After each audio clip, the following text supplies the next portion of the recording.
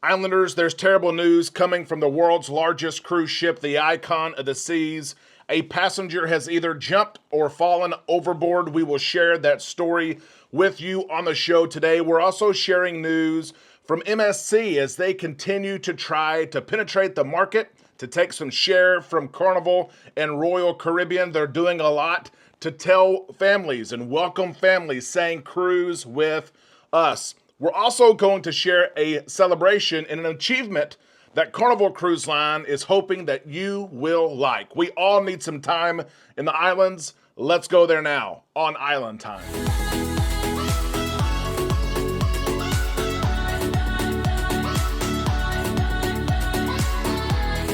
A big happy Tuesday to all you Islanders. We hope that you enjoyed Memorial Day weekend. We spent the day yesterday reflecting on all the men and women who have given their lives to ensure that we have freedom and that we can do what we want to do. We thank you so much for all those who have served and given their all. We are right here on Island Time. I am Derek. Let's drop our anchors and take some time to relax in the islands together as we catch up on the latest in cruise news and happenings. Some housekeeping news first. We hope that you enjoyed the new Cruisers podcast. The first episode came out yesterday. If you haven't seen it yet, I will put a link to the description of this video where you can go watch it after this. Alex the Cruiser and I are so excited to have new episodes every single Monday throughout the summer where we discuss all things cruising and nothing is off limits like you saw in the first episode. Be sure you check it out. Subscribe to that new channel and new forum, new community. And we ask that you subscribe to this channel as well. If you enjoy keeping up with cruise news like we're about to discuss, be sure you're subscribed. Ring that bell to receive notifications when we upload content. We're sharing news today of something that keeps on happening over and over. Man overboard situations. It seems like year after year we see an increase in the number of man overboard situations. We know that tragically the result of these situations is oftentimes the person is never found. There was a situation that took place over the weekend on the world's largest cruise ship, the Icon of the Seas. Kudos to crew members and passengers who were there, who some of them maybe saw this situation, reached out, and this whole thing was within 2 hours of the man going overboard to the man being found, discovered through the use of lifeboats and technology and spotters and things like that. The man being brought back on board. 2 hours. Kudos again to the crew and passengers who are there to help.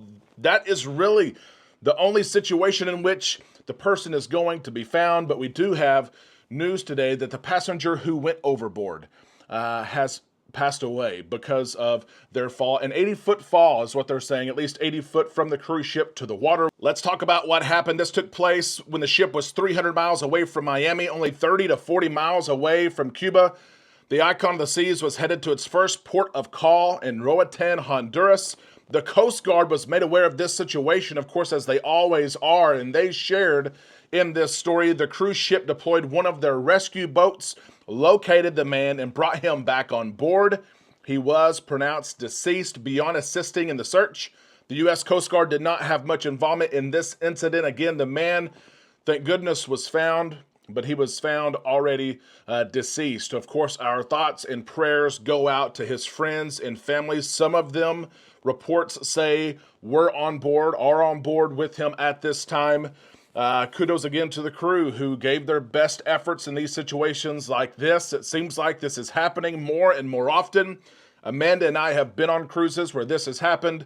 It is very unsettling when something like this happens. When you hear that call, when you see the efforts, it is very unsettling. But this continues to happen. We're not sure what exactly happened in this event, but we are praying for the man's friends and family. Let's move on to our next cruise news story. This is in regards to MSC.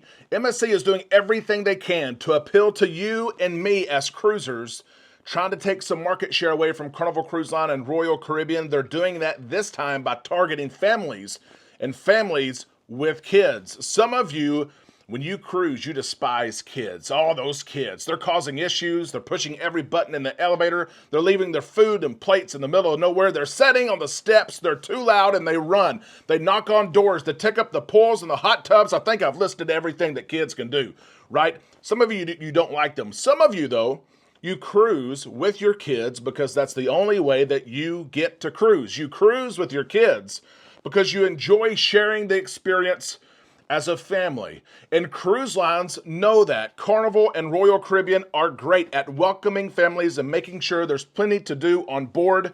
Amanda and I cruise with our kids sometimes we don't. If you need advice on what cruise lines, what ships, what there is to do regarding family cruising, please reach out. Amanda and I are experts at this. Travel@bookislandtime.com. We will help you with this. Some of you, though, say, no kids, no thank you. MSC is sharing, come on families, come on kids, as they announce new activities, new entertainment options, new club hours for kids, new opportunities for families to share in their vacation together. I appreciate this from MSC. The kids clubs are great. Expanding the hours in kids clubs are great. But MSC is making an effort here of don't just drop your kids off at the kids club and you go do you. They're now creating opportunities where families can utilize these clubs to play games, to have scavenger hunts, to do things together. Don't get me wrong.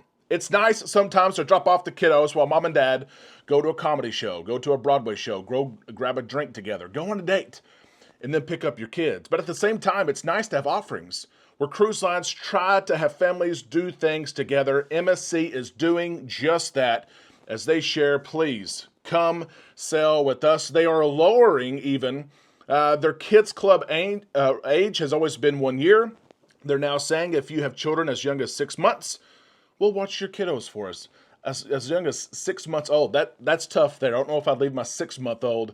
I don't know if I'd take them on a cruise, much less leave them with a child care center. But they're doing everything they can to make sure families are welcome as they continue to try to take that market share away from Carnival and Royal. We're excited to see this. We are selling kid-free on the MSC Seascape as it sails for the first time from Galveston, Texas, November 9th of 2025. We have almost 100 cabins booked. If you're looking for a cruise, if you want to try MSC, come cruise with Alex and Amanda and I. We would love to have you, and we will see these new opportunities and possibilities on MSC ships in the very near future. We're also sharing news from Carnival Cruise Line today as they celebrate a big achievement. They've been working towards trying to make sure those who play in the casino have a smoking casino, which is traditional, and a non-smoking casino, which those have grown. The demand for those have grown over time, and cruise lines are trying to accommodate those who like to play in the casino but don't like the cigarette smoke. Carnival Cruise Line is celebrating this achievement as now 10 of their 27 ships now have non-smoking casinos. They, for the most part, are the newer ships: Mardi Gras, Celebration, Jubilee, Dream, Magic, Breeze, Vista, Venezia, Firenze, and Splendor all have non-smoking casinos, and you can venture to say that there will be more ships in the future that will also have non-smoking casinos. Smoking really does bother people. If there's not a non-smoking casino, some people will not play in the casino. Ships and cruise lines have done everything they can to help filter the air and do things that even in these casinos that have smoking, maybe it's not as bad. Although some people who don't like the cigarette smoke, they can't take any of it. Carnival has a history of trying to provide these non-smoking casino options. Did you know, or do you remember, the Carnival Paradise? It debuted in 1998, and the Carnival Paradise had the world's first on a cruise ship non-smoking casino. There was no smoking anywhere in that casino, and that decision was eventually reversed, I think around 2003, because they weren't generating as much money as they needed to. But we're starting to see this shift, not just on land, but at sea, of cruise lines ensuring there are smoke-free casinos. Islanders, let me know. Let cruise lines know in the comment section below. What do you think about this achievement? Do you think it's something to celebrate? Are you one of those who want that non-smoking option? Are the non-smoking casinos they have in place big enough? Do they offer enough games? What would you like to see in these casino offerings? Let us know in the comment section below. That is the cruise news for today. It always goes by fast. We're glad that you're here, and we ask that you weigh in the comment section that you like this video. Share your thoughts with us We would love to hear them. We will see you in the comments section on Facebook and tomorrow right here on Island Time.